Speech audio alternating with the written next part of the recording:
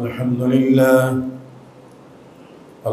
لله نحمده ونستعينه ونستغفره ونؤمن به ونتوكل عليه ونعوذ بالله من شرور أنفسنا ومن سيئات أعمالنا من يهده الله فلا مضل له ومن يضلل فلا هادي له أشهد أن لا إله إلا الله وحده لا شريك له وأشهد أن محمدا عبده ورسوله أما بعد فإن خير الحديث كتاب الله وخير الهدي هدي محمد صلى الله عليه وسلم وشر الأمور محدثاتها وكل محدثة بدعة وكل بدعة ضلالة وكل ضلالة في النار فأعوذ بالله من الشيطان الرجيم إنما المؤمنون الذين إذا ذكر الله وجلت قلوبهم وإذا تليت عليهم آياته زادتهم إيمانا وعلى ربهم يتوكلون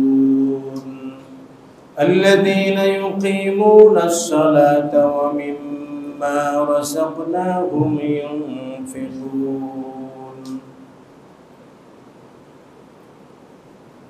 আজকের জুমায় সমাগত সম্মানিত মুসলিয়ান ইকরাম, যাবতীয় প্রশংসা ও তারিফ আল্লাহ রাব্বুল আলামিনের জন্য নিবেদিত, যার অশেষ অনুগ্রহে আজকের এই জুমায় আমরা উপস্থিত হওয়ার সুযোগ পেয়েছি। আলহামদুলিল্লাহ। দরুদ ও শান্তির ধারা বর্ষিত হোক নবী মুহাম্মদুর রাসূলুল্লাহ সাল্লাল্লাহু আলাইহি ওয়াসাল্লামের প্রতি। আজকের খুতবার শুরুতেই সূরাতুল আনফালের দ্বিতীয় এবং তৃতীয় আয়াত তেলাওয়াত করেছি। এই দুটোর উপর আজকের সংক্ষিপ্ত খুতবা শেষ করার চেষ্টা করব ইনশাআল্লাহ তাআলা। খুতবার বিষয়বস্তু হলো মুমিনের পরিচয় ও বৈশিষ্ট্য। ঈমান আনয়ন করা আমাদের উপরে ফরজ। আল্লাহ তাআলার উপরে বিশ্বাস করা,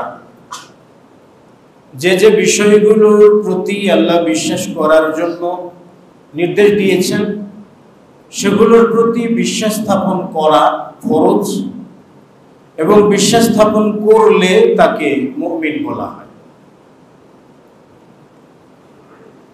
ঈমান মানে বিশ্বাস করা, আস্থা রাখা।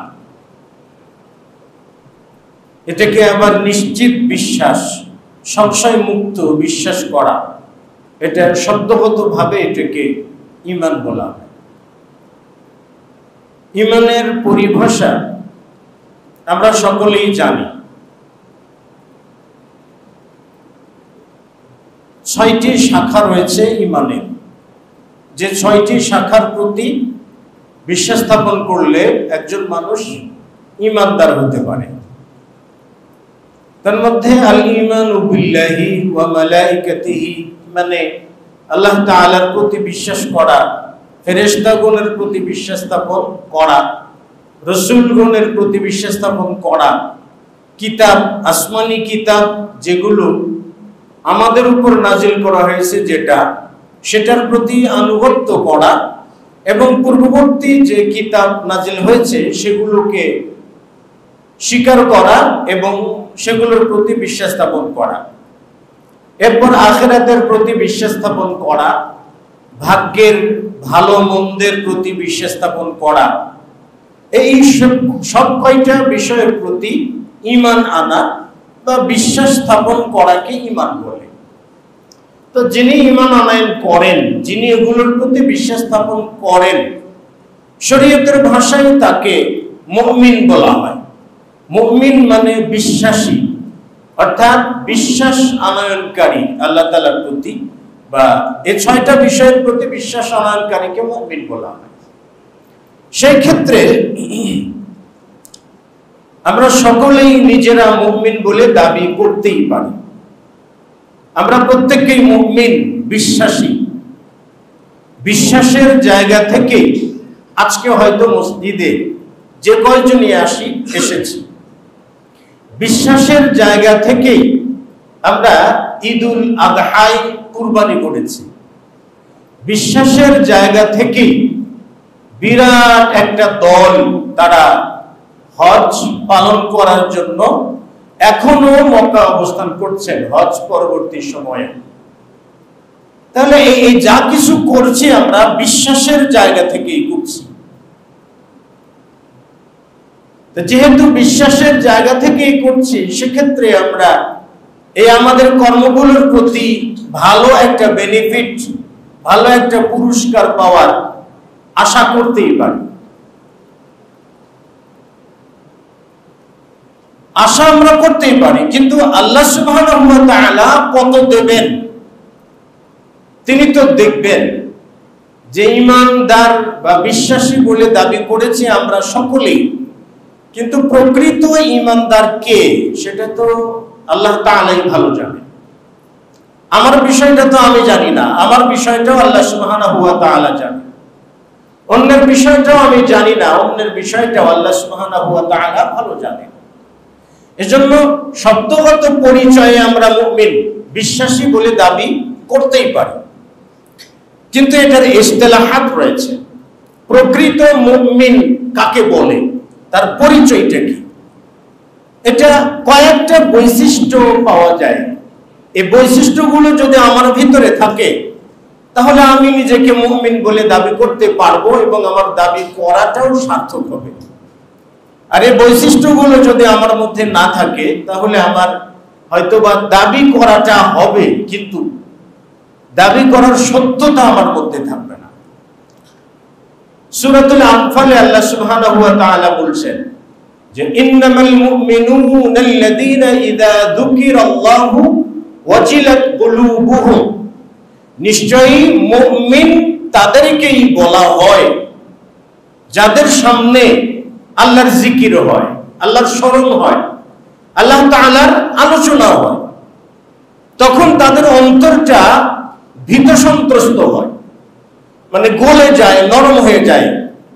এরপরে বলছেন ওয়াইদা তুলিয়াত আলাইহিম আয়াতু, যখন তাদের সামনে আল্লাহ তাআলার আয়াত বা নিদর্শনগুলোকে তুলে ধরা হয়, তখন তাদের ঈমানটা বেড়ে যায়, ঈমান বাড়ে।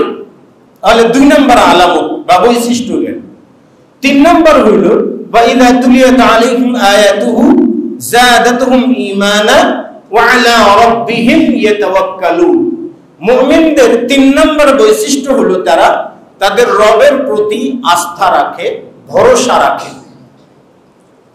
4 নম্বর হলো আল্লাযীনা ইউকিমুনাস সালাতা, যারা 5 ওয়াক্ত সালাত কায়েম করে। 5 নম্বর হলো ওয়া মিম্মা রাযাকনাহুম ইউনফিকুন, মানে আল্লাহ বলছেন আমি তাদেরকে যে রিজিক দিয়েছি, যে খাদ্য দিয়েছি, যে জীবিকা প্রদান করেছি, তা থেকে তারা খরচ করে, মানে যাকাত প্রদান করে। এরপর আল্লাহ তাআলা বলেন উলাইকা হুমুল মুমিনুনা হাক্কান, এই সমস্ত লোকেরাই হলো প্রকৃত মুমিন। তাহলে দুটো আয়াত থেকে 5টি মুমিনের বৈশিষ্ট্য পাওয়া যায়, যে বৈশিষ্ট্যগুলো মুমিন ব্যক্তির পরিচয় বহন করে। তাহলে 5টি বিষয় আমাদের মধ্যে আছে কিনা পর্যালোচনা করার প্রয়োজনীয়তা রয়েছে। প্রথম কথা হইল যে ইযা যুকিরাল্লাহ, যখন ঈমানদার ব্যক্তির সামনে আল্লাহ তাআলার আয়াত, আল্লাহ তাআলার আলোচনা হয়, আল্লাহ তাআলার জিকির হয়, আল্লাহ তাআলার স্মরণ হয়, আল্লাহ তাআলার আলোচনা হয়, কথাবার্তা চলে, তখন তাদের ঈমানটা নরম হয়ে যায়। ওয়াজিলাত কুলুব, তাদের ঈমানটা নরম হয়ে যায়। তো ঈমান নরম হয়ে যাওয়ার ওয়াজিলাত কুলুব এর অর্থটা কি? এর অর্থটা কি? এটার অর্থ হইল খাশিয়াতুল কুলুবি ওয়া তারকুদ দুনুবি, মানে অন্তর ভীত সন্ত্রস্ত হওয়ার অর্থ হলো যাবতীয় পাপ পরিহার করা। বর্তমান সময়ে পত্র পত্রিকায় খুব বেশি প্রচারিত হচ্ছে রাসেল ভাইপার নামে একটা বিষধর সাপ আসছে, তাই না? বেশ কিছু অঞ্চলে এসেছে রাসেল ভাইপার সাপ, খুব বিষধর সাপ। আপনি ধরে নিন ক্ষেতের ভিতরে হাঁটা দিয়েছেন, দেখে ফেলেছেন আপনি ওই রাসেল ভাইপারটা। তো রাসেল ভাইপারটা দেখার পরে আপনি দৌড়িয়ে এসে কাঁপতে কাঁপতে অন্যজনকে বলছেন যে আমি রাসেল ভাইপার সাপ দেখে এসেছি। আপনাকে যদি বলা হয় যে যে জায়গায় সাপটা দেখেছো ওই জায়গায় দিয়ে তুমি একা একা হেঁটে যাবে, যাবে সে? হয়তোবা সাপ নাই, হয়তো চলে গেছে, কিন্তু তাকে যদি বলেন তুমি এই রাস্তা দিয়ে হেঁটে যাইবা, কিন্তু সে কি হেঁটে যাবে? যাবে না। কেন? তার অন্তরটা ভীত হয়েছে। এই ভীত হওয়াটাকে বলা হয় ওয়াজিলাত কুলুব, অন্তর ভীত সন্ত্রস্ত হওয়া। তো ভীত সন্ত্রস্ত হওয়ার অর্থ হলো ভয় পেয়েছি যেখানে ওই জায়গাতে আর না যাওয়া। তো ইসলামে অন্তর ভীত সন্ত্রস্ত হওয়ার অর্থ হলো যে পাপ করতে যে ভয় পেয়েছি ওই পাপ কাজ পরিত্যাগ করা, এটা ওয়াজিলাত কুলুব। ওয়াজিলাত কুলুব মুহাম্মদ রাসূলুল্লাহ সাল্লাল্লাহু আলাইহি ওয়াসাল্লাম খাদিজাতুল কুবরা রাদিয়াল্লাহু তাআলা আনহাকে বললেন জাম্মিলুনি জাম্মিলুনি, মানে আমাকে চাদর দিয়ে জড়িয়ে দাও, আমাকে চাদর দিয়ে জড়িয়ে দাও। তারপর রাসূল সাল্লাল্লাহু আলাইহি ওয়াসাল্লাম কি বললেন? খাশিতু, আমি ভয় পাচ্ছি আমার ক্ষতি, আমার উপরে আমি ভয় পাচ্ছি। এই যে রাসূল সাল্লাল্লাহু আলাইহি ওয়াসাল্লাম যে নিজের উপরে ভয় পেয়েছেন এটাকে বলা হয় ওয়াজিলাত কুলুব, অন্তর নরম হয়ে যাওয়া, অন্তর ভীত সন্ত্রস্ত হয়ে যাওয়া। তাহলে অন্তর নরম হওয়া বা ভীত সন্ত্রস্ত হওয়ার অর্থ হলো পাপ পরিহার করা, পাপ পরিত্যাগ করা, পাপ ছেড়ে দেওয়া। কিন্তু যখন আমরা আল্লাহর জিকির শুনে বারংবার কান্নাকাটি করছি, আবার পাপের জায়গায় যখন আমরা যাই তখন আবার পাপের অবস্থানের উপরে বহাল তবিয়তে রয়েছে, এটাকে ওয়াজিলাত কুলুব বলে না। আপনারা শুনে থাকবেন সহিহ বুখারীর বর্ণনায় এসেছে তিনজন ব্যক্তি তারা বৃষ্টির ভিতরে চলতে চলতে একটা পাহাড়ের গুহায় আশ্রয় গ্রহণ করছিলেন। তারপর উপর থেকে পাথর এসে পাহাড়ের গুহাটা আটকে দেবে। তারপর তাদের মধ্য থেকে যিনি জ্ঞানবান ব্যক্তি তিনি বললেন উনজুরু আমালান আমিলতুমুহা লিল্লাহি তাআলা, মানে তোমরা নিজেদের সৎ আমলকে স্মরণ করো। কার কার জীবনে কোন কোন ভালো কাজ আছে সে ভালো কাজগুলো স্মরণ করে আল্লাহ তাআলার কাছে মুক্তি চাও, যাতে আল্লাহ পাথরটাকে সরিয়ে দেন।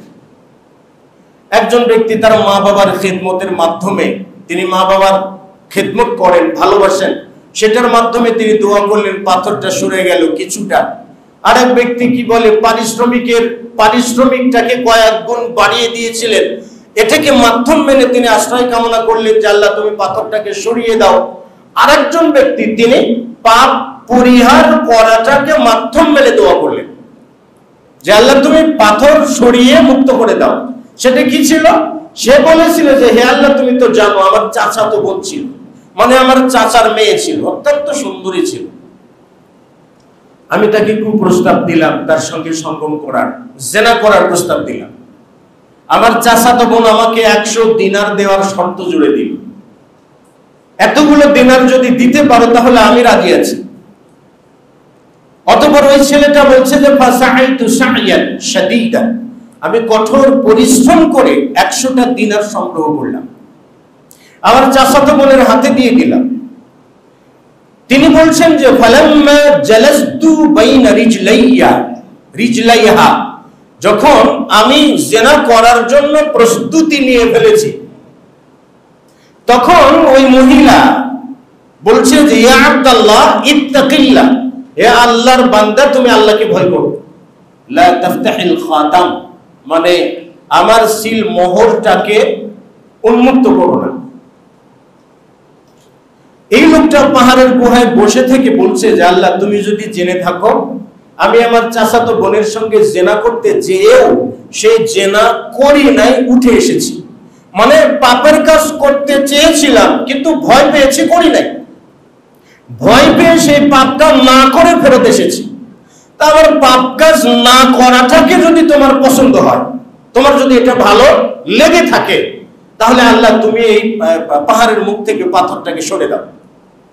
তখনই আল্লাহ সুবহানাহু ওয়া তাআলা পাহাড়ের মুখ থেকে পাথরটাকে সরিয়ে দিলেন। এটাকে বলা হয় ওয়াজিলাত কুলুব, ভয় পেয়েছি।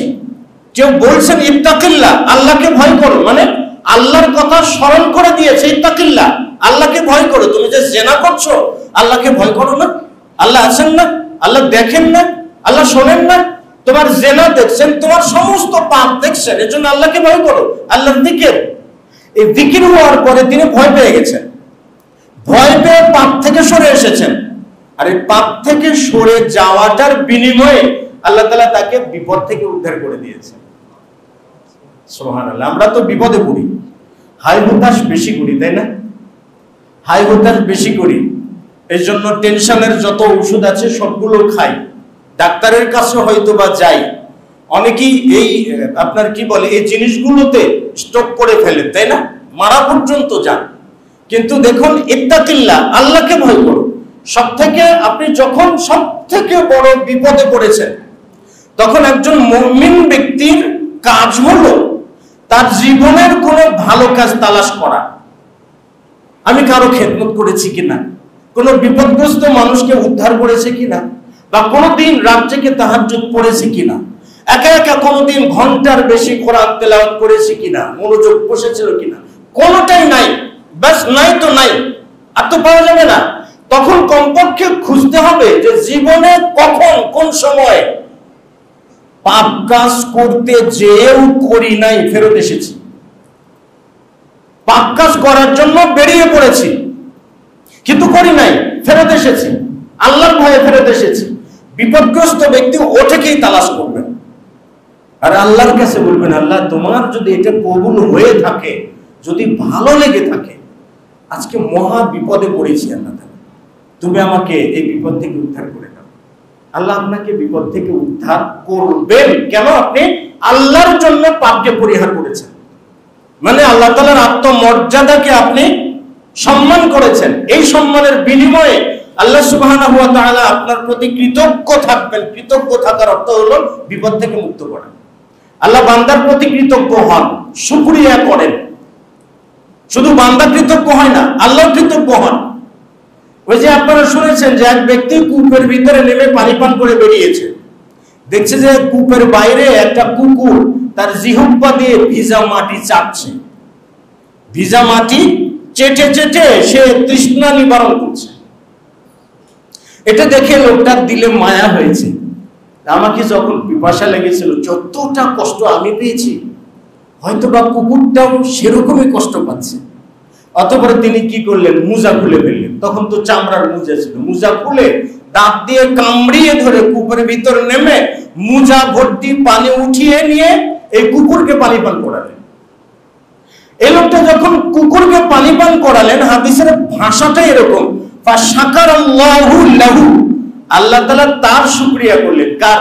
যে কুকুরকে পানি পান করালো, আল্লাহ তার শুকরিয়া করলেন, মানে তার কৃতজ্ঞতা প্রকাশ করলেন এবং তাকে মাফ করে দিলেন। তাহলে আপনি একটা সময় যদি পাপ থেকে বেঁচে থাকেন, এটা আল্লাহ তাআলা আপনার প্রতি কখনো অকৃতজ্ঞ হবে না। এই কৃতজ্ঞতা আল্লাহ তাআলা সুদে আসলে আপনাকে, সুদে আসলে বলছি কেন জানেন? আপনার জন্য আপনি যতটুকু কাজ করেন আল্লাহ এতটুকু রাখেন না, এটাকে আরো আল্লাহ বড় করেন। এটাকে আপনাকে চতুর্দিক থেকে কোনো না কোনো সময় আল্লাহ তাআলা দেবেন, কারণ আল্লাহ তাআলা অকৃতজ্ঞ নন, বান্দা অকৃতজ্ঞ হতে পারে। তো ইদা যুকিরাল্লাহু ওয়াজিলাত কুলুব, অন্তরটা ভীত সন্ত্রস্ত হয়।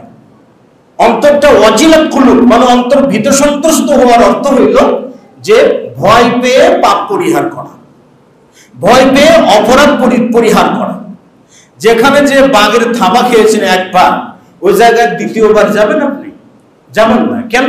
ভয় পেয়েছেন যে জীবনে একবার বেঁচেছে, আর কখনো হয়তো নাও বাঁচতে পারি, যাব না। এটা ওয়াজিলাত কুলুব, এটা ওয়াজিলাত কুলুব, আপনার অন্তর ভীত সন্ত্রস্ত হয়েছে। কিন্তু এক জায়গায় যে আপনি বাঘের থাবা খেয়েছেন, আবার যে আপনি বাঘের পেটের ভিতরে ঢুকে পড়েছেন, এটাকে ওয়াজিলাত কুলুব বলে। যে বলে না, আমাদের আঞ্চলিক ভাষায় বলে যে নেড়া বেলতলায় একবারই যায়, দ্বিতীয়বার যায় না। কেন? কারণ নেড়া একবার যদি বেলতলায় যায় আর মাথায় যদি একবার বেল পড়ে ফাটে, তাহলে সে ঠেলাটা বুঝবে, পরে আর কি চাইবে? কখনো যাবে না। এটাকে বলে ওয়াজিলাত কুলুব। কিন্তু পাপের ক্ষেত্রে আমরা ভয় পাই আবার পাপ করি, ভয় পাই আবার পাপ করি। এর অর্থ হলো কি, আমরা মূলতই ভয় পাই না, পরোয়া করি না আমরা। ওয়াজিলাত কুলুব, অন্তরটা ভীত সন্ত্রস্ত হয়। আমার আপনার বিবেককে জিজ্ঞেস করে দেখি তো, যে আল্লাহ তাআলার কথা স্মরণ হয়? স্মরণ হয়? হয় না তো। আল্লাহ তাআলার কথা যদি স্মরণ হইতো ভাই, তাহলে এই যে আমাদের কি কুরবানির ঈদ চলে গেছে না? কুরবানির ঈদ চলে গেছে। একজন ফকির, মহিলা ফকির, ভিক্ষুক, তার বক্তব্যটা আপনারা হয়তো পড়ে থাকবেন, যে বড়লোকদের কুরবানির মধ্যে আমাদের হক আছে, কিন্তু বড় লোকেরা দেয় না। বাসার নিচতলায় আন্ডারগ্রাউন্ডে আপনার পশুটা জবাই করে ফ্রিজে ঢুকিয়েছেন। ফকির মিসকিন এসে এক টুকরা দিয়েছেন, দু টুকরা দিয়েছেন। কখনো ভাবেন নাই যে আমি সারা বছর যাবত খাবো, আর ওর এক বেলা খাবার হবে কিনা, কখনো ভাবেন নাই। আপনার অন্তর কি নরম হয়েছে? এটা কি অন্তর ওয়াজিলাত কুলুব বলে? ঈদগাহ মাঠে ইমাম সাহেব বলেন নাই যে সকলকে দিয়ে খাবেন? বলেন নাই? বলেছেন তো। হ্যাঁ, হারাম টাকা দিয়ে কুরবানি করবেন না বলেন নাই? বলেছেন তো। কিন্তু ঘুষের টাকা দিয়ে কুরবানি হয়েছে তো, সুদের টাকা দিয়ে কুরবানি হয় নাই? হয়েছে তো। কুরবানি হওয়ার পরে পুরো বডিটাকে ফ্রিজজাত করা হয় নাই? হয়েছে তো, কাউকে না দিয়ে। তাহলে নসিহতে আল্লাহর স্মরণে কি মনটা নরম হয়েছে? হয় নাই ভাই।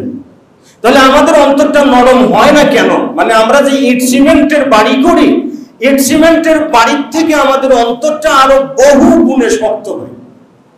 সত্য কথা বলতে কি জানেন, গ্রামগঞ্জে একটা সময় ওই যে গমের যে গাছ আছে না, গমের গাছ দিয়ে কি করতো আপনার, ঘরের চাল বানাতো। তারা আগে ছিল মাটি দিয়ে ঘর বানাতো। যখন মানুষ মাটি দিয়ে ঘর বানিয়ে ঘরের ভিতরে থেকেছে, তাদের অন্তরটা ভাই মাটিরই ছিল, সত্যি মাটির ছিল। যখন তারা সোনের খের বা গমের যে গাছ, ওগুলো দিয়ে যখন ঘর বানিয়েছে, তখনও তাদের অন্তরটা শান্ত ছিল, অত্যন্ত নরম ছিল, ভদ্র ছিল। কোন মানুষ বিপদে পড়লে চতুর্দিক থেকে এগিয়ে যেত। কোন বাড়িতে যদি আগুন লাগতো, তো 1000 জন মানুষ বালতি নিয়ে উপস্থিত হতো। এখন যদি কোথাও আগুন লাগে, তাহলে 1000টা মোবাইল মনে হয় আগুনগুলোকে গিলে ফেলবে। শুধু লাইভ করবে, আর কি লাগবে ভাই? লাইক আর কমেন্টস লাগবে, বিজনেস। এটা কেন? অন্তরটা আর অন্তর নাই। তারপরে আসলো টিন শেডের বাড়ি। টিন শেডের বাড়িতে এসে মনটা কিছুটা শক্ত হয়েছিল, শক্ত হইতো, নরম হইতো, সবই হইতো।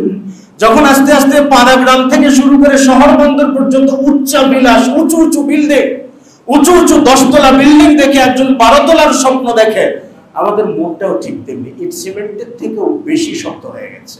এটাকে বলে কাসওয়াতুল কুলুব। পাথরের মধ্যে থেকে এমন কতগুলো পাথর আছে আল্লাহর ভয়ে কাঁদে, ইয়াতাফাজ্জারু মিনহা, ঝর্ণা ফেলে দেয়, তার পাথর ঝর্ণা ফেলে দেয়। কতগুলো পাথর আছে আল্লাহর ভয় উপর থেকে গড়ে নিচে পড়ে। কিন্তু মানুষের অন্তর তার থেকেও কঠিন, যে এই অন্তরে দয়া মায়া বলতে কিছু নেই। আমার কুরবানি থেকে যদি দিতে না পারি ভাইজান, তাহলে মহল্লা, আমার টাকা আছে, আমি কি 2-4টা গরু কিনে গরিব দুঃখীদের দিতে পারবো না? যে তোমরা কুরবানি করে ছিলে মিলে তোমরা নিয়ে যাও, এটা আমার প্রয়োজন নেই, পারবো না? এর থেকে বড় কি দান হইতো না, কিন্তু করি নাই।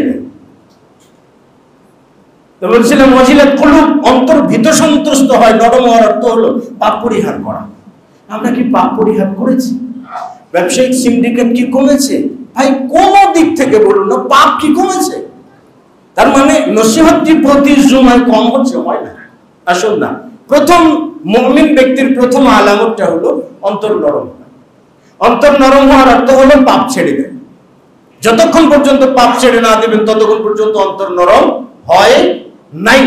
আচ্ছা, 2 নম্বর মুমিন ব্যক্তির আলামত হলো যখন তাদের সামনে আল্লাহ তাআলার আয়াত বা নিদর্শনগুলোকে উপস্থাপন করা হয়, তখন তাদের ঈমান বাড়ে, তখন তাদের ঈমান বাড়ে। সেই হিসাবে আল্লাহ তাআলার আয়াত, আল্লাহ তাআলার নিদর্শনকে শিক্ষা গ্রহণের চিন্তা নিয়ে দেখাটা এটা শরীয়তের অন্তর্ভুক্ত একটা বিষয়। যেখানে ঈমান বাড়ার কথা সেখানে নাস্তিক্যবাদ বাড়ছে, বলে মহাবিশ্ব এমনিতে এমনি হয়েছে, আবার বলে কি বিগ ব্যাং থিওরিতে হয়েছে। বেজন অনেকেই কিন্তু বিশ্বাস করেন যারা বিজ্ঞান মনে আছেন, বলে বিগ ব্যাং থিওরিতে মহাবিশ্ব হয়েছে। ভাই এটা জগতের সবথেকে বড় মিথ্যা কথা, এর থেকে বড় কোনো মিথ্যা কথা জগতে হয় না। আচ্ছা বলুন তো বিস্ফোরণের মাধ্যমে কি হয়? কিছু হয়েছে? কিছু কি বিস্ফোরণ দিয়ে হয়? এই যে মসজিদ 3 তলা সুন্দর একটা মসজিদ আপনাদের অর্থে হয়েছে, আচ্ছা ইট সিমেন্ট রড বালি সবগুলো একত্র করে বোমা মেরে দিলে কি এরকম বিল্ডিং হয়ে যাবে? হয় না। তাহলে কোন বিল্ডিং ও বোমা মেরে বিস্ফোরণে হয় না, বাংলাদেশটাও বিস্ফোরণে হয়নি। আপনার ছোট্ট একটা খুপড়ি ঘর, এটাও কিন্তু বিস্ফোরণে হয় না। যে বিজ্ঞানবাদীরা ধরেন বর্তমান সময়ে ক্যামেরা আবিষ্কার হয়েছে, এটা কি বিস্ফোরণের মাধ্যমে হয়েছে? কোনদিনই কি হয়েছে? হয় না। আপনি কোন কাজ দেখবেন যেটা বিস্ফোরণ হয়েছে? জগতের কোনো কিছু বিস্ফোরণ হয় না। তাহলে এই মহাবিশ্বটা কি করে বিস্ফোরণ হয়? এর থেকে বড় কোনো মিথ্যা এই জগতে আর নেই। তুলিয়াত আলাইহিম আয়াতু, আল্লাহ তাআলার আয়াত কি? আল্লাহ তাআলার নিদর্শন কি? আসমান জমিন সবই আল্লাহ তাআলার আয়াত, আল্লাহর নিদর্শন। পাহাড়গুলো আল্লাহ তাআলার নিদর্শন। আল্লাহ তাআলা আপনাকেই বলছেন, আমাকে বলছেন, ইন্না ফি খালকিস সামাওয়াতি ওয়াল আরদি ওয়া ইখতিলাফিল লাইলি ওয়ান নাহারি লাআয়াতিল লিউলিল আলবাব। নিশ্চয়ই আসমান এবং জমিন সৃষ্টির মাঝে, রাত এবং দিনের পরিবর্তনের মাঝে, দিন যায় রাত আসে, রাত যায় দিন আসে, এই যে একটা নিয়ম মেনে প্রত্যেকটা দিন আপনি রাত পান, প্রত্যেকটা দিন আপনি দিন পান, একটুও হেরফের হয় না। হেরফের হয় কোত্থেকে বলে? আজকে ঠিক সন্ধে যে কয়টায় সূর্য ডুববে, আজকের দিনের ঠিক যে কয়টায় সূর্য ডুববে, আগামী বছরের এই তারিখে সূর্যটা ঠিক একই টাইমে ডুবে যাবে। মানে কি একটা সেকেন্ড বলেন, মিলি সেকেন্ড বলেন, পলি সেকেন্ড বলেন, একটুও হেরফের হয় না। কখনো কি চিন্তা করে দেখেছি যে এত সুন্দর করে নিয়ম মেনে? ভাই আমি আপনি চাকরি করি, অফিসে যেতে কোনোদিন 10 মিনিট দেরি করি, কোনোদিন আধা ঘন্টা দেরি করি, কোনোদিন 4 ঘন্টা দেরি করি, কোনোদিন পুরো অফিসটাই ফাঁকি দিই। ভাই আমি কি নিয়ম রক্ষা করতে পারি? কিন্তু আমি যে জমিনের উপরে বসবাস করছি, যে আসমানের নিচে বসবাস করছি, যে রাত দিন আমার উপর দিয়ে গুজরিয়ে যায়, বছরের পর বছর, কোটি কোটি বছর গেছে, একটা সেকেন্ড কোনোদিন হেরফের হয়নি। আপনি কি বলবেন যে এটা এমনি হয়? একটা বার চিন্তা করে দেখুন না এর পিছনের কারিগরটাকে। এই পিছনের কারিগর খুঁজতে যাবেন, তিনি কি একমাত্র আল্লাহ সুবহানাহু ওয়া তাআলা। ওয়া ইযা তুলিয়াত আলাইহিম আয়াত, নিদর্শন একটা, শুধুমাত্র রাত দিন, রাত দিনের পরিবর্তন, আসমান জমিন সৃষ্টি। আসমান জমিন দেখেন, এই জমিনের উপরে আপনি 100 তলা বিল্ডিং দাঁড় করিয়েছেন, আবার একটা কোদাল দিয়ে যখন আপনি জমিনে কোপ দেন তখন জমিনটা আস্তে করে কেটে কোদালের উপরে উঠে। আপনি হাত দিয়ে একটা খামসা দিবেন আপনি, তাই না, একটা থাবা দিবেন, দেখবেন জমিন ওই জায়গায় দেবে গেছে। আপনি যখন জোরে থাবা দিবেন তখন দেখবেন আপনার হাতে আঘাত লেগেছে, মানে কি জমিন আপনাকে রিঅ্যাক্ট করছে, মানে আপনার আক্রমণকে জমিন প্রতিহত করছে। আবার পানি দিলে জমিনটা নরম হয়ে যাচ্ছে, নরম হয়ে কাদা হচ্ছে, আপনি ইচ্ছা মাফিক যা কিছু তাই আপনি করতে পারেন। আবার এই জমিনের ভিতর থেকে অনেকগুলো খনিজ সম্পদ আপনাকে দিয়ে দিয়েছে। এত নরম জমিন আপনার যাবতীয় নির্যাতন হজম করে। আবার সেই জমিনটা কাঁধার উপর করে আপনার 10 তলা বিল্ডিং, 20 তলা বিল্ডিং কে একেবারে বডি টান করে দাঁড়িয়ে আছে। তা আবার 100 বছরের জন্য করেছেন আপনি। এই জমিনটা কে সৃষ্টি করেছে ভাই? মানুষ তো প্লাস্টার করে, যেটা প্লাস্টার করে, মোজাইক করে, ওটাতে কোদাল দিলে কি বসবে? বসবে না। তাহলে কে করেছেন ভাই? আসমান, এই জমি, সুন্দর জমিটা এত অমায়িক, এত ভদ্র, কোনো প্রতিবাদ করে না। আবার সেই জমিতে 100 তলা বিল্ডিং কে সযত্নে দাঁড় করে রেখে দিয়েছেন। এরপরে আসমান বলুন না, কতদিন যাবত আসমান চলে গেছে। তো এগুলোর ভিতরে উপদেশ রয়েছে, নিদর্শন রয়েছে। আল্লাহ বলেছেন যে আফালা ইয়ানজুরুনা ইলাল ইবিলি কাইফা খুলিকাত, কি লক্ষ্য করে দেখো না উটের দিকে আল্লাহ কি করে তাকে সৃষ্টি করেছেন। আপনি যদি উটের দিকে তাকান তাহলে উট আপনাকে আল্লাহ পর্যন্ত নিয়ে যাবে। মানে আপনার ঈমান যে লেভেলের আছে তার থেকে উঁচু পর্যায়ে নিয়ে যাবে। কেন? কারণ উটকে বলা হয় মরুভূমির জাহাজ। 15 জন পানি পান করতে পারবে, সেই পানিটা সে একবারে পান করে জমা রাখতে পারে। উটের ঠোঁটগুলো এতটাই শক্ত যে যাবতীয় কাঁটাগুলো সে কর্মর করে চিবিয়ে খেতে পারে। উটের পা গুলো এত শক্ত যে উত্তপ্ত মরুভূমির উপর দিয়ে তার নিজের গতি ঠিক রেখে চলতে পারে। দৈনিক 100 মাইল পর্যন্ত চলতে পারে। একটা বারও ভেবে দেখেছেন যে উটের গোশত খাওয়া যায়, যে উটের প্রস্রাব রাসূল সাল্লাল্লাহু আলাইহি ওয়াসাল্লামের জামানায় চিকিৎসার জন্য ব্যবহার করা হয়েছে, এখন সেটা নিয়ে এখন অনেক গবেষণা চলছে। আফালা ইয়ানজুরুনা ইলাল ইবলি কাইফা খুলিকাত ওয়া ইলাস সামাই কাইফা রুফিআত। তারা কি আসমান দেখে না? তাকে কি করে উচ্চ করা হয়েছে? আসমান কি দেখে না?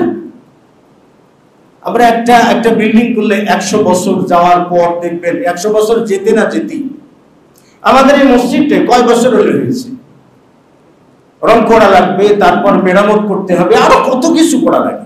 অথচ কোটি কোটি বছর গেছে, কোনোদিন রং চলে যায়নি, তার কোনো অংশ ভেঙে কোনো দিন পড়ে নাই।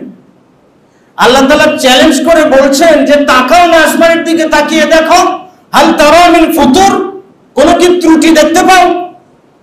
এ ভাই, আমাদের পদ্মা সেতু হয়েছে, সেটাকেও নাকি অনেক বলাবলি করছে, আমি জানি না, বলে নাকি সেটাকে নাকি কারিগরি ত্রুটি আছে। যমুনা সেতু হয়েছে, সেটাও নাকি কারিগরি ত্রুটি আছে। হ্যাঁ, যখন সৃষ্টি হচ্ছে পরক্ষণেই বের হচ্ছে যে এটার ওই জায়গায় কারিগরি ত্রুটি আছে। কিন্তু আসমান সৃষ্টি করে আল্লাহ তাআলা বললেন যে তুমি তাকিয়ে দেখো, ওখানে কি কোনো ত্রুটি দেখতে পাও? এত বড় আসমান, কোনো ত্রুটি আছে? ওর পিছনের কারিগর কে? ওয়াইদা তুলিয়াত আলাইহিম আয়াতুহু যাদাতুহুম ঈমানা, তখন তাদের ঈমানটা কি বেড়ে যায়। কতগুলো নিদর্শন আল্লাহ তাআলা সাহাবায়ে কিরামগণদেরকেও দেন। আমরা যেটা মাছ বলি, ছোট ছোট মাছ পাই। জাবের রাদিয়াল্লাহু তাআলা বলছেন যে আমরা একবার সফরে গিয়েছিলাম, গাছের পাতা খেয়েছিলাম, পাতা খেয়ে খেয়ে জীবন ধারণ করেছি, কিন্তু সমুদ্র আমাদের জন্য একটা মাছ ফেলে দিল, সমুদ্রে একটা প্রাণী দিয়ে দিল, যে প্রাণী থেকে আমরা প্রায় 1 মাস যাবত খেয়েছি। খাওয়ার পরে সেই প্রাণীটার যে কাঁটা আছে না, মাছের কাঁটা, কাঁটাটাকে দাঁড় করে দিয়ে, মানে দুপাশ দিয়ে 2 কাঁটা দাঁড়ার কাঁটা থাকে না, কাঁটাটাকে দাঁড় করে দিয়ে তার নিচ দিয়ে সব থেকে উচ্চতা সম্পূর্ণ ব্যক্তিকে সব থেকে উঁচু বড় উট দিয়ে সোয়ার করে দিয়ে দেওয়া হলো। তিনি কাঁটার এপার থেকে নিচ দিয়ে পার হয়ে ওপারে চলে গেলেন, একটুও স্পর্শ লাগলো না। আল্লাহ আয়াত দেন, আল্লাহ নিদর্শন দেন। তো নিদর্শন পেলে কি বাড়ে ভাই? ঈমান বাড়ে। এখন এতগুলো নিদর্শন আল্লাহ তাআলা দিয়েছেন, কেউ যদি বলে এগুলো এমনি এমনি হয়েছে, ওর মাথার ভিতরে কি আছে বলুন? কখনো কি উপদেশ গ্রহণ করেছে? ওয়াইদা তুলিয়াত আলাইহিম আয়াতুহু যাদাতুহুম ঈমানা। 3 নম্বর মুমিনের বৈশিষ্ট্য হলো আলা রাব্বিহিম ইয়াতাওয়াক্কালুন, তাদের রবের প্রতি তারা ভরসা রাখে, আস্থা রাখে, বিশ্বাস রাখে। কেন? আল্লাহু খালিক, সৃষ্টিকর্তা। আমাদের কোনো সন্দেহ আছে? নাই। আল্লাহু হুয়ার রাযিক, তিনি রিজিক দাতা। এতেও কি কোনো সন্দেহ আছে? আমরা জবানে বলবো আছে, আমাদের কাজে কর্মে বোঝা যাবে না আল্লাহ রিজিক দিতে পারেন। কেন? আল্লাহ তাআলা রিজিক দেন, এই বিশ্বাস যদি কারো থাকে, হারাম স্পর্শ করা ছাড়াই আল্লাহ তাআলা রিজিক দাতা, এই বিশ্বাস যদি কারো থাকে, তাহলে তিনি 2 টাকাও কি কখনো তসরুফ করতে পারবেন, আত্মসাৎ করতে পারবেন, হারাম হিসেবে রোজগার করতে পারবেন? পারবেন না। ঈমান কি জিনিস? আল্লাহ রাসূল সাল্লাল্লাহু আলাইহি ওয়াসাল্লাম বলছেন যে আল হালালু বাইয়িন ওয়াল হারামু বাইয়িন, হালাল স্পষ্ট, যে এটা হালাল, মাছ গোশত ভাত যেগুলো খাই এগুলো হালাল। ওয়াল হারামু বাইয়িন, হারাম স্পষ্ট, যেমন বাঘের গোশত খাওয়া হারাম, সাপ খাওয়া হারাম, হারামগুলো স্পষ্ট ক্লিয়ার করে দিয়েছেন আল্লাহ তাআলা। বাইনাহুমা উমুরুন মুশতাবিহাতুন, হালাল এবং হারামের মাঝে কিছু সংশয়পূর্ণ বিষয় আছে। হালাল এবং হারামের মাঝে কিছু সংশয়পূর্ণ বিষয় আছে। মুমিন কি করে? ফামানিত্তাকাশ শুবহা, যে ব্যক্তি সন্দেহযুক্ত সংশয়পূর্ণ বিষয়গুলো পরিহার করলো, সেই ঈমানটাকে মজবুত করলো। তাহলে মুমিনের পরিচয় হারাম তো পরিত্যাগ করেই, বরং হারাম নয় সংশয়পূর্ণ, হারাম হতেও পারে নাও পারে এমন জিনিসগুলো ছেড়ে দেয়, তাকে মুমিন বলে। আর আমরা জেনে বুঝে হারাম খাই, ব্যবসা করি। একজন চাকরির দালাল তিনি বলছিলেন যে আমরা তো উত্তম কাজই করি, এটা হারাম হবে কেন? বলে উত্তম কাজ কি, কিভাবে উত্তম কাজ করেন? বলে আমরা 2-4 লাখ টাকা নিয়ে একজন ব্যক্তিকে চাকরি দিয়ে দিলাম, তাইলে একটা বেকার ছেলের চাকরি হইল না? তিনি কি বেতন পাবেন না? রোজগার করবেন না তিনি? তা আমি বললাম যে উপকার যখন ওখানে আপনি উপকার করলে সেটার যেমন বেনিফিট নেবেন, এখন ধর্ষক যদি ধর্ষিতা মেয়েকে বলে যে আমি ধর্ষণ করে তোমার উপকারই করলাম, আমাকে টাকা দাও। হ্যাঁ, চোর যদি চুরি করে বলে আমি আমার পরিবারের উপকার করি, কি উপকার করে না? তাহলে যুক্তি দিয়ে কি ভাই সবগুলোকে হালাল করা যায়? যায় না। এই জন্য শরীয়তের মাপকাঠি লাগে। তো বলছিলাম আলা রাব্বিহিম ইয়াতাওয়াক্কালুন, 3 নম্বর বৈশিষ্ট্য হলো তারা তাদের রবের প্রতি ভরসা রাখে, আস্থা রাখে।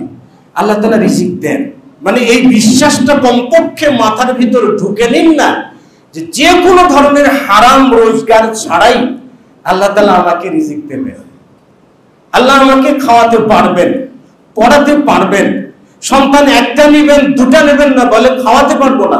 এই বিশ্বাসটাকে ছেড়ে ফেলে দিন, কারণ রিজিকটা আল্লাহ তাআলা আপনাকেই দেবেন। বর্তমান সময়ের যুব সমাজ নষ্টের পিছনে মা বাবার হাত রয়েছে শতকরা 90%। আবার বলছি শতকরা 90% হাত রয়েছে। কেন জানেন? সন্তানকে 2 ঘন্টা সময় দেওয়ার মতো সময় আমার নাই। কেন? আমার যে শুধু টাকা চাই আর টাকা চাই। আপনি টাকা চান আর টাকা চান, টাকা চাইতে চাইতে টাকার পাহাড় করেছেন। আর আপনার সন্তান প্রতিদিন 1 লাখ টাকার নেশা করে, টাকা দিয়ে কি করবেন?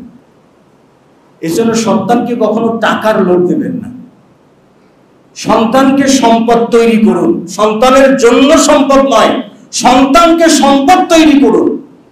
তাহলে আপনার দুনিয়াও নিশ্চিত থাকবে, আখিরাতও নিশ্চিত থাকবে। উভয় জগতে আল্লাহ তাআলা আপনাকে সম্মান দান করবে। যোগ্য সন্তানরা মা বাবা মারা গেলে তাদের জন্য দোয়া করে, আলা রাব্বিহিম ইয়াতাওয়াক্কালুন, আল্লাহ তাআলার প্রতি ভরসা রাখুন না, আল্লাহর রিজিক আপনাকে দেবেন। মুহাম্মদ বিন ইসমাঈল রাহিমাহুল্লাহ সিয়ারু আলামিন নুবালা, মুহাম্মদ বিন ইসমাঈল একটা হাদিস সংগ্রহ করার জন্য বেরিয়ে গেছেন, কিন্তু খাবারের যে পোটলা ছিল নিতে মনে নাই, ভুলে গেছেন। নিতে মনে নাই, তিনি ভুলে গেছেন, চলে গেছেন।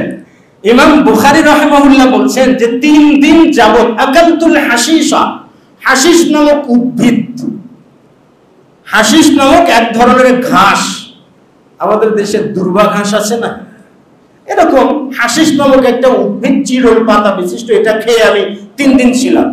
3 দিন ঘাস খেয়েছিলেন। ইমাম বুখারী বলছেন যে আল্লাহি, আল্লাহর কসম করে বলছি, 3 দিন যাবত যে আমি না খেয়ে আছি, আমার যে খাবার নেই, আমি কাউকে বলি নাই যে আমার খাবার নাই। কিন্তু 3 দিন পরে একজন ব্যক্তি একটা স্বর্ণের দিনারের পোটলা নিয়ে এসে আমার হাতে দিয়ে বলছে, আনফিক ইয়া মুহাম্মদ ইবনে ইসমাঈল আলা নাফসিক, ও মুহাম্মদ বিন ইসমাঈল, এই পোটলাটা তোমার জন্য খরচ করে ফেলো, এটা তোমার জন্য, তুমি খরচ করো। আর ইমাম বুখারী বলছেন আল্লাহর কসম আমি 3 দিন কাউকে বলি নাই যে আমার কাছে টাকা নাই, আমি না খেয়ে আছি, বলি নাই। তো তিনি যখন না খেয়েছিলেন, তার না খেয়ে থাকাটা বুঝেছেন কে? আল্লাহ তাআলা বুঝেছেন। একটা পুটলা পাঠিয়ে দিয়েছেন কে? আল্লাহ তাআলা দিয়েছেন। তাকে যদি দিয়ে এভাবে সাহায্য করতে পারেন, আমাদের করবেন না? রাসূলের হাদিস, সাহাবায়ে কিরামগণের মধ্যে একজন সাহাবী ছিলেন, গরীব সাহাবী, বাড়িতে প্রবেশ করেছেন, মুসনাদ আহমদে এসে দেখেন বাড়িতে কোনো খাবার নেই, স্ত্রী সন্তান সন্ততি রয়েছে, তিনি লজ্জায় বেরিয়ে গেলেন। এদিকে স্ত্রী দেখছেন যে তার স্বামী লজ্জায় বাড়ি থেকে বেরিয়ে গেলেন, খাবার নাই, এজন্য বেরিয়ে গেলেন। তিনি কি করলেন জানেন? বুদ্ধিমতী মহিলা কাকে বলে দেখেন, তিনি কি করলেন? জাঁতা ছিল যেটা, জাঁতার উপরে পাটাতনটাকে এমনিতে ফিট করে দিলেন এবং জাতার নিচে বড় একটা চারি বসিয়ে দিলেন, চুলার উপরে পাতিল বসিয়ে দিলেন। বিশ্বাস কোন জায়গায়? মুমিন মুমিনা কাকে বলে দেখেন। হাই হুতাশ নাই, খাবার নাই, স্বামীর সঙ্গে ঝগড়া নেই, খাবার না নিয়ে বাড়িতে আসছো কেন? বরং স্বামীর লজ্জা দেখেছেন, দেখার পরে তিনি এই অবস্থা সৃষ্টি করে আল্লাহ তাআলার কাছে বললেন যে আল্লাহুম্মা আনফিক, হে আল্লাহ তুমি আমাদেরকে আমাদের খরচ দাও। আল্লাহুম্মা রযুকনা, আল্লাহ তুমি আমাদেরকে রিজিক দাও, আমাদের খাবার নাই, তুমি আমাদেরকে রিজিক দাও। যখন আল্লাহ তাআলার কাছে যখন রিজিক চেয়েছেন তখন জাতা ভরা শুরু করেছে, অটোমেটিক্যালি জাতা ভরা শুরু করে দিয়েছে, ঘুরছে আর আটা পড়ছে। দেখেন জাতার ভিতরে কিছুই নাই, একটা গম কিংবা ভুট্টা কোনো কিছু নাই, কিন্তু জাতা ঘুরছে আর আটা বের হচ্ছে। আটা বের হতে হতে নিচের যে চারি আছে ওটা ভরে গেছে, চুলার উপরের পাতিলটাও ভরে গেছে। তার স্বামী বাড়ি থেকে এসে, বাহির থেকে এসে বলছে যে বাড়িতে কি কোনো রিজিকের ব্যবস্থা হয়েছে? তখন তার স্ত্রী বলছে যে হ্যাঁ হয়েছে, মিন ইনদিল্লাহ, আল্লাহর পক্ষ থেকে রিজিকের ব্যবস্থা হয়েছে। তখন এই স্বামী কি করলেন? জাতার উপর থেকে পাটাতনটাকে আলগা করে রেখে দিলেন, আটা পোড়া বন্ধ হলো। রাসূল সাল্লাল্লাহু আলাইহি ওয়াসাল্লামের কাছে যে বলছেন যে রাসূলুল্লাহ আমার বাড়িতে আমার ঘরে এই কর্মকাণ্ডটা ঘটেছে, তখন নবী সাল্লাল্লাহু আলাইহি ওয়াসাল্লাম বললেন যে তুমি কেন জাতার উপর থেকে পাটাতনটা সরালে? যদি পাটাতনটা না সরাতে তাহলে কিয়ামত পর্যন্ত তোমার এই জাতা থেকে আটা বের হতেই থাকতো। সুবহানাল্লাহ। শুধু তুমি কেন, তোমার পুরো মহল্লা একটা জাতার আটা দিয়ে চলে যেত। কেন খুললে তুমি এটা? ওই সাহাবীকে যদি আল্লাহ দিতে পারেন তা আমাকে দেবেন না? আপনাকে দেবেন না? যে আপনার সুদের টাকা না হলে পেট ভরে না? আপনাকে দেবেন না যে আপনার ঘুষের টাকা ছাড়া পেট ভরে না? আমাকে আপনাকে দেবেন না যে অন্যের সম্পদ তসরুপ করা ছাড়া আমরা পেট ভরে না? ও ভাই, আজকে যদি মারা যায় এতগুলো তসরুপের সম্পদ যাবে কোথায়? কিয়ামতের দিন এগুলোকে ভাই শাস্তির উপকরণ বানিয়ে শাস্তি দেওয়া হবে। ওয়ালা রাব্বিহিম ইয়াতাওয়াক্কালুন, তাদের রবের প্রতি তারা পূর্ণ ভরসা রাখে। আল্লাহ তাআলার উপরে যারা ভরসা রাখে তাদের ক্ষেত্রে মুহাম্মদ রাসূলুল্লাহ সাল্লাল্লাহু আলাইহি ওয়াসাল্লাম বলছেন যে আমার উম্মতের মধ্য থেকে ৭০,০০০ উম্মতকে সবার আগে বিনা হিসাবে জান্নাত দান করা হবে। সুবহানাল্লাহ। কোনো হিসাব নাই, হিসাব হবে তিনটা। একটা হলো বিনা হিসাবে একদল জান্নাতে প্রবেশ করবে, দুই নাম্বার হলো হিসাবে ইয়াসির, সহজ হিসাব। মানে হিসাবে ইয়াসির, সহজ হিসাব মানে শুধু উপস্থাপন করা আর কি। আল্লাহ দেখে নিয়ে বলবেন এ পাপ করেছো, ও পাপ করেছো বলে করেছি, ও পাপ করেছো বলে করেছি, অমুক পাপ করেছো বলে করেছি, এই অপরাধ করেছো বলে করেছি। আল্লাহ তাআলা তখন বলবেন তোমার সমস্ত পাপ আমি দুনিয়াতে ঢেকে রেখেছিলাম, বের করি নাই, প্রকাশ পায় নাই। গফারতুহা লাকাল ইয়াওমা, আজকে আমি সমস্ত পাপ তোমাকে মাফ করে দিলাম, যাও তুমি জান্নাতে যাও। এটা হলো সহজ হিসাব। আরেকটা হলো মুনাকাশা, জবাবদিহিতা। বয়স সম্পর্কে জিজ্ঞেস করবেন, যৌবনকাল সম্পর্কে জিজ্ঞেস করবেন, অর্থ বিত্ত সম্পর্কে জিজ্ঞেস করবেন, কোন কোন পথে খরচ করেছি সেটা জিজ্ঞেস করবেন, শিক্ষা জীবন নিয়ে জিজ্ঞেস করবেন, শিক্ষার উপরে আমল আছে কিনা সেটা সম্পর্কে জিজ্ঞেস করবেন। এটা হলো মুনাকাশা। যে একদল প্রথম জান্নাতে প্রবেশ করবেন হিসাব ছাড়া, তাদের আলামত হলো ওয়ালা রাব্বিহিম ইয়াতাওয়াক্কালুন, যারা তাদের রবের প্রতি ভরসা রাখে। ও ভাই, হারাম রোজগার ছাড়াও আল্লাহ রিজিক দিতে পারে, আমাকে আপনাকে দেবেন। এজন্য যাদের সংস্পর্শে হারাম হয়েছে আজ থেকেই হারাম পরিত্যাগ করুন না, তাওবা করুন যে আল্লাহ তুমি হালাল পথের যতটুকু দিবা এতটুকু খেয়ে আমি সন্তুষ্ট, আমার বেশি কিছু লাগবে না। আপনি যেমন কৃতজ্ঞ হবেন যে যতটুকু দাও তুমি এতটুকুতেই খুশি, আল্লাহ সুবহানাহু ওয়া তাআলা আপনার প্রতি কৃতজ্ঞ, মানে আপনাকে জান্নাত দেবার জন্য আল্লাহ তাআলাও রেডি। কমপক্ষে তিনটা বৈশিষ্ট্য আমরা জীবনে ধারণ করি না, আল্লাহর কসম করে বলছি ভাই, আমাদের জীবন যাত্রা বদলে যাবে। ব্যক্তি জীবনে বারাকা আসবে, পারিবারিক জীবনে বারাকা আসবে, সামাজিক জীবনে উশৃঙ্খলতা কমে যাবে। এইরকম যুব সমাজের পদস্খলন সেটাকে প্রতিরোধ করা সম্ভব। আল্লাহ সুবহানাহু ওয়া তাআলা আমাদেরকে সে তৌফিক দান করুন। আল্লাহুম্মা আমিন।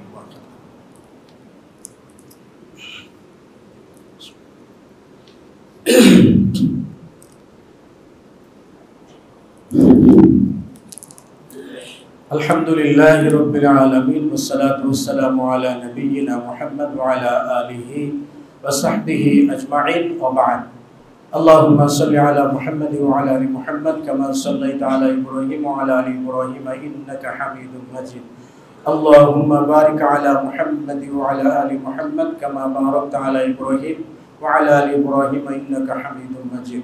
আল্লাহুম্মা আ'izzil ইসলাম ওয়াল মুসলিমিন اللهم لعن الكفرة والمشركين ربنا افرغ علينا الصبر وتوفنا مسلمين ربنا آتنا في الدنيا حسنة وفي الآخرة حسنة وقنا عذاب النار ربنا تقبل منا إنك أنت السميع العليم وتب علينا إنك أنت التواب الرحيم سبحان ربك رب العزة عما يصفون وسلام على المرسلين الحمد لله رب العالمين سبحانك اللهم وبحمدك أشهد أن لا إله إلا أنت أستغفرك وأتوب إليك।